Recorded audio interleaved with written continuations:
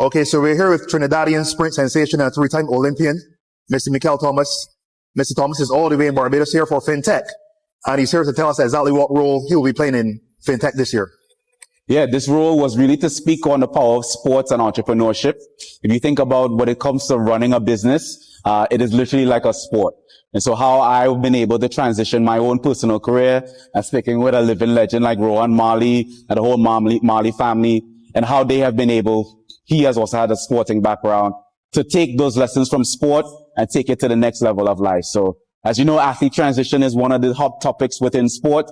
What do we do next? But there's several lessons that us athletes can take to be able to conquer our next arenas. So I already spoke about some of the statistics that's out there. In the US, 95% of C-suite executives have a sporting background, and even more so prevalent amongst female leaders.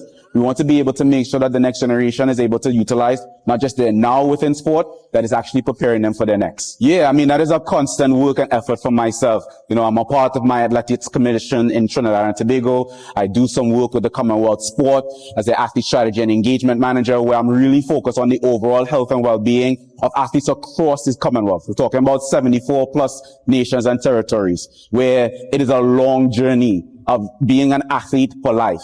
So we really want to make sure that we're building those partnerships, relationships, and presenting the platform to help athletes see what they can potentially do, not just while they're in sport, but that they'll be able to conquer after sport as well. Thank you so much, Mr. Thomas. Thank you. I appreciate it.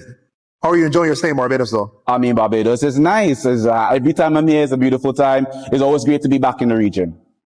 Well, else were you here? I was here last year for the event, and I frequent here while I was living in Trinidad. So I love Barbados. Beautiful place. Always a pleasure to have you, sir.